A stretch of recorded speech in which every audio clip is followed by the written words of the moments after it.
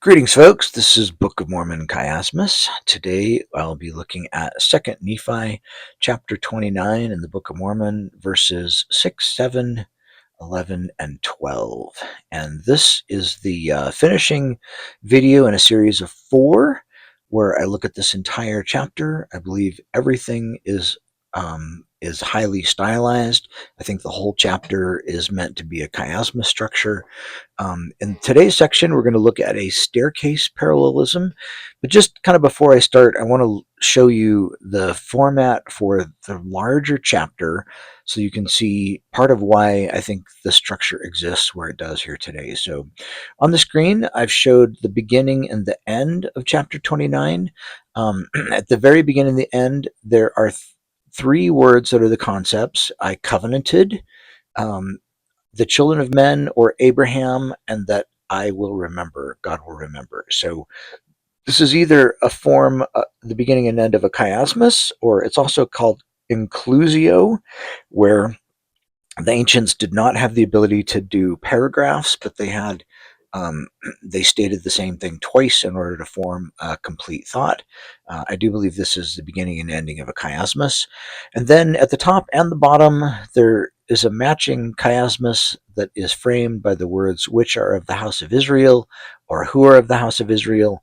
And then in between there, my words exist twice. So you have an outside statement, then a double chiasmus, one at the top and the bottom. Then the next structure to happen at the top is a chiasmus, and the bottom is a double chiasmus. So in verses 4 through 6, there's a chiasmus formed with the terms a Bible, we have got a Bible, and there cannot be any more Bible, and the concepts of the fools. And then at the bottom of the chapter, there's a double chiasmus that says the Jews shall have the words of the Nephites, the Nephites shall have the words of the Jews, the Nephites and the Jews shall have the words of the lost tribe of Israel, and the lost tribe of Israel shall have the words of the Nephites and the Jews. So I believe both of those match in both the top and the bottom of the chiasmus. And then working into the center of the chiasmus, there is a middle concept that is framed by the words, the isles of the sea, and then some directions. You have I rule in the heavens above and the earth beneath, and then at the bottom, both in the east and the west and the north and the south. So that forms the center. I think there is 2 center terms about God. One where he mentions I am God. The second, it says I am the same yesterday, today, and forever. And the concept is here that he remembers all the nations of the world, that his work is not finished, and it won't be until the end of man, not even henceforth and forever. So it's a really pretty concept that he's working into that really testifies and focuses on the idea that God is God. He's the same yesterday, today, and forever. If he worked unto nations in the past, he works with them now, and he will work with them in the future. And the work that he does is he brings forth his words unto them to help testify of himself, and also instruct of how men may get salvation in looking to him. So why do I feel like there's a structure, uh, a 4th structure? And so I have on the screen here, there is an E and an E prime term. E is up above in verses 6 and 7. E prime is in 11 and 12.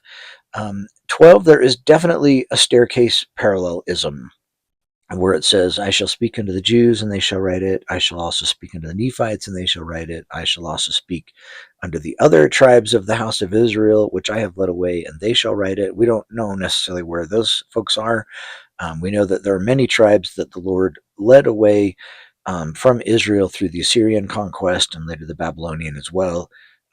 So the Lord is working with his larger group of people. And then it says, I shall also speak unto all nations of the earth, and they shall write it. So what a staircase parallelism is, where you state a word once and then make a second statement, and then you repeat the first, and then you add to it, and you repeat a statement, and each time you add to it. And I have an example of this in the Psalms that I wanted to show up on screen. This was something that I didn't find, but is kind of just out there as kind of a definition for staircase parallelism. It says the second member repeats verbatim the beginning of the first member. So this is Psalms, the verses 1 and 2, and it says, ascribe to the Lord.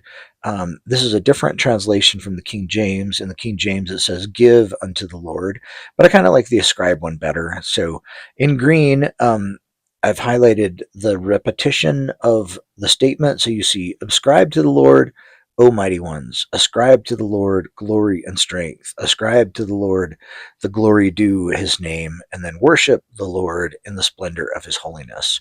So this is a great example of how you repeat the first member verbatim and then add to it, repeat it again, state another thing, repeat it again, state another thing, and then repeat only part of it the fourth time, but then add to it. So this is an ancient Hebrew parallel form.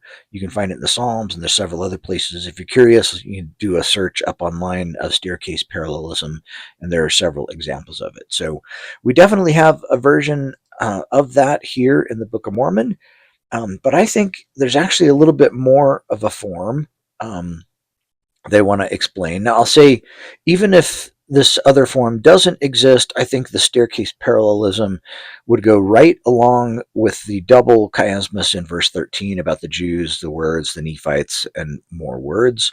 So there is definitely a chiasmus above the structure in verses 3 to 6. And so verse 12 could be lopped in with verse 13, and it would make perfect balancing sense. You still have the chiasmus in the middle of this chapter, framed by the Isles of the Sea.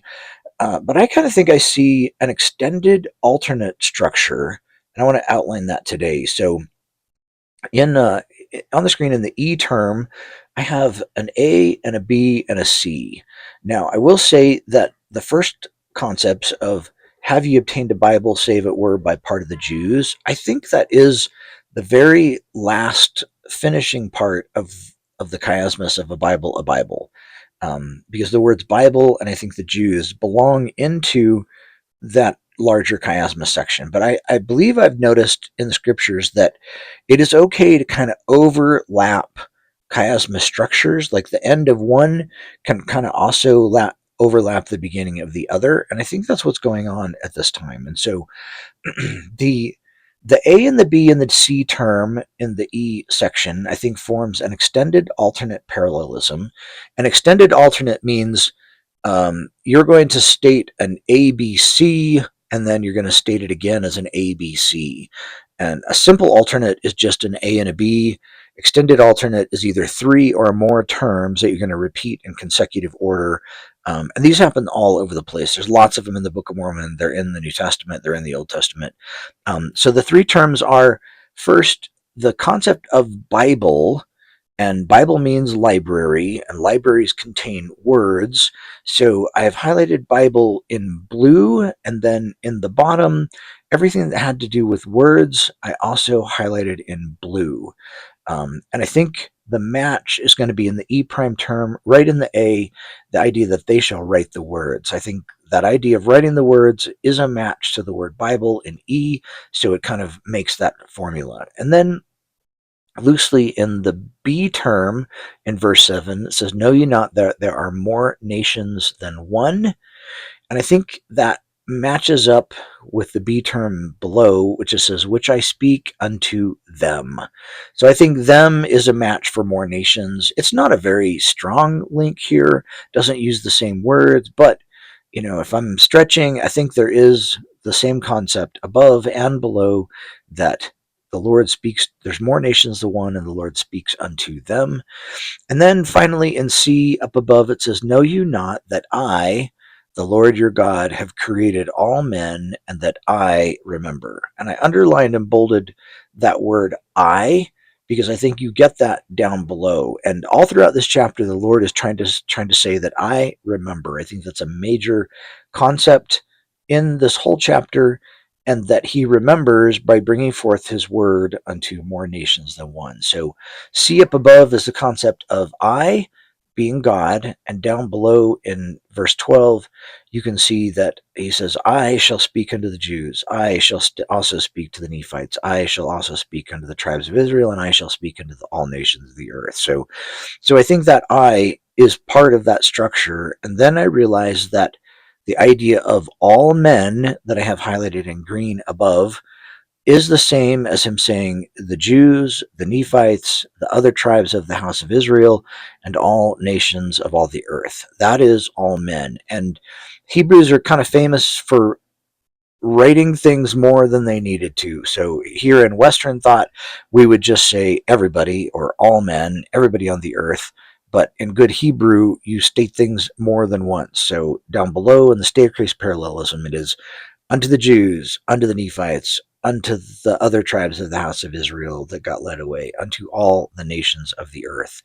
So so that is, I believe, part of the structure, and also something that is done in chiasmus or even extended alternates. You state one thing simply up above, and then as you work your way out of the structure, you add a whole bunch more depth to it. And so I think that's why you can have a simple extended alternate in the E term up above, and a much more extended alternate term down in the bottom, because that is good Hebrew to kind of add more depth to it as you repeat it the second time. So it's possible that it may not be there. If it doesn't, the idea in verse 7, the text is just kind of hanging there. The know ye not that there are more nations than one? Know ye not that I, the Lord your God, have created all men, and that I remember? It's not part of the chiasmus above, and it's not part of the next chiasmus formed by the isles of the sea. So you have that little bit of text that is just kind of hanging there. And that is why I kind of really looked more carefully at this idea. I'm trying to say, is there something there? Is there not?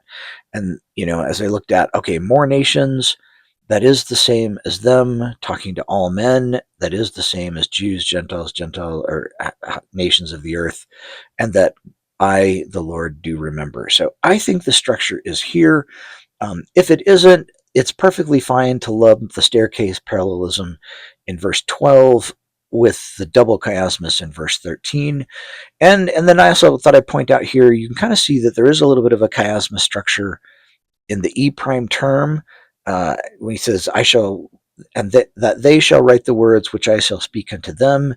And it says, for out of the books which shall be written, I will judge the world, every man according to their works, according to that which is written. So I have marked with a little U and a U prime and a V and a V prime. It is not a very exacting chiasmus structure, but the words which is written is definitely repeated twice. And in the middle, you judge the world, and you judge them according to the things they have done in this world, according to their work. So I think those two concepts are complementary. In the middle, he definitely repeats which shall be written and that which is written. So there is a turnaround there. So, and it's perfectly fine to put a chiasmus structure inside one of the elements of an extended alternate. So it's perfectly fine for it to be in the B term, and then you do something different in the C. So, I think it's there. I think it matches. You guys can let me know what you think. This one isn't as strong as some of the other structures, but I do think there is an extended alternate structure in verse 6 and 7 above, and then in verse 11 and 12 below. And then that you have a separate term in verse 13 that also matches up with verses 3 through 6. So again, I think this formally fleshes out the structure of this entire chapter. I think the whole thing is chiasmus, has a really strong opening and closing statement. There's a chiasmus at the top and the bottom formed by which are of the house of Israel, and the idea of words. Then you have a big chiasmus with the Bible, we have got a Bible, and people being fools, and that he has an ancient covenant people, and that he is going to remember his covenant people. Then you have this little section, which is an extended alternate. The idea that he is remembering all nations is pretty strong. And then the center concept, framed between the isles of the sea, is there to prove that God is God. He's the same yesterday, today, and forever, and that he remembers all nations, one like unto another. He does a work for them, and his work is not yet finished, neither shall it be even unto the end of man, and nor forever. So God is God. He loves his children. We need to look to him for salvation. We need to look to him for the commandments we need to keep in our own lives so that we can emulate him and follow him, and that only through him do we have salvation. So hope you like this last little finality thing for this second Nephi chapter 29.